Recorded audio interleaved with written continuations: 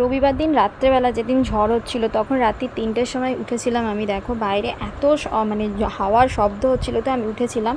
আর যেহেতু কারেন্ট ছিল না, আমি উঠে দেখছিলাম যে কেমন ঝড় হচ্ছিলো। দেখো সেরকমই কিছু ভিডিও আমি অন্ধকারের মধ্যেই করেছি, অতটা ভালো তো হওয়া সম্ভব নয় অন্ধকারে। তো যাই হোক, দেখো পুরো গাছগুলো মানে হাওয়ায় দুলছিল, আর ভীষণ জোরে জোরে বৃষ্টিও হচ্ছিলো সাথে। তো আমি সেই ভিডিওটাই করেছি। So welcome back to my channel মৌয়ের কিছু কথা। তোমাদের সবাইকে আমার চ্যানেলে অনেক অনেক ওয়েলকাম। দেখো সকাল থেকেই বৃষ্টি, মানে সোমবার প্রচুর পরিমাণে বৃষ্টিই হয়ে যাচ্ছে সারা দিন ধরে। আর আমি এদিকে স্নান টান সেরে রেডি হয়ে গেছি রান্নাঘরে যাবো বলে। সোমবার যতই বৃষ্টি হোক কাজ তো করতেই হবে, রান্না টান্না করতে হবে।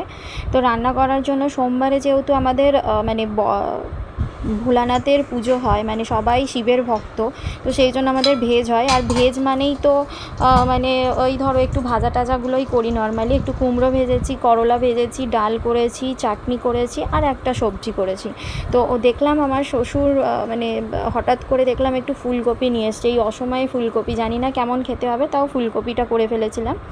তো যেহেতু বাপের বাড়ি যাওয়া হয়নি, যাওয়ার কথা ছিল, তো বসে আছি ওই জানলার ধারে বসে বসে দেখছি যে কীরকম বৃষ্টি হচ্ছে, সমানে বৃষ্টি হচ্ছে। আর হাওয়াতে মানে এত জোরে জোরে হাওয়া দিচ্ছে যে আমাদের বাড়ির পাশে একটা আম গাছ ছিল, সেই আম গাছটা পুরো আমাদের একদম জানলার সামনে এসে ধাক্কা দিচ্ছে, মানে এইরকম একটা অবস্থা।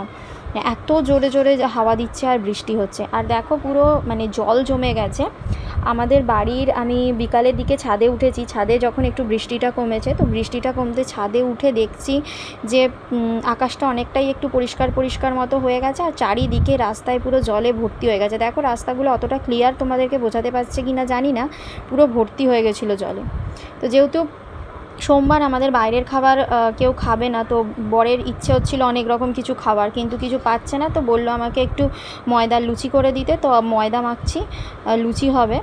তো আমি ওদিকে রান্নাঘরের কাজ করছিলাম, আর মেয়ে এদিকে দেখো কি অবস্থা করেছে, কলিন দিয়ে কি করছে জানি না, একটা রুমাল নিয়ে নিজে ওই আমার ওয়ার্ড্রপটার ওখানে পুরো নোংরা করেছে, নোংরা করে পরিষ্কার করছে, আর নিজে নিজে ভিডিও বানাচ্ছে।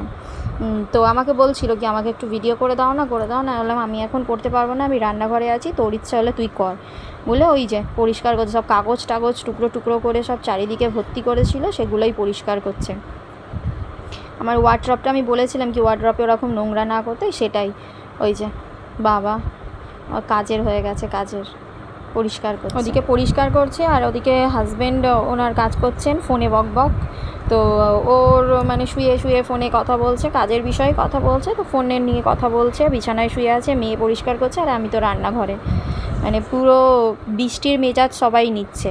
তো দেখো মেয়ে কীভাবে পরিষ্কার করে, কে আয়নায় কে ওই দিয়ে পরিষ্কার করে, ও এরকম মানে পরিষ্কার তো নয়, শুধু মানে আমার কাজ বাড়ানো আর কি। পরিষ্কার পর্ব চলছে। আমি রান্নাঘরে চলে গেছিলাম, কি অনেকটাই রাত হয়ে গেছে, গরম গরম লুচি খাবে সবাই, গরম গরমই ভেজে দেবো বলে তারপর লুচিগুলো ভেজে নিচ্ছি। তো আমি লুচি ভাজছি ওদেরকে খেতে দেবো বলে। আমি লুচি আর আলুর দম আর মিষ্টি ছিল, জানো তো। দেখো লুচিগুলো কিন্তু আমার বেশ ফুল ছিল, মানে আমি একটা একটা করেই ভাজি, কিন্তু বেশ ফোলা ফোলা লুচি হয়েছে, বেশ ভালোই লুচিগুলো হচ্ছিলো।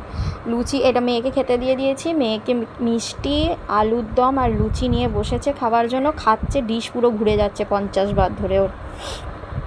তো ফাইনালি যেহেতু বৃষ্টি কমে গেছে, আমি বাপের বাড়ি যাব বলে সেই জন্য জামা কাপড় গোছাতে শুরু করেছি। অনেকটা রাত্রেবেলায় আমি গোছাতে শুরু করলাম।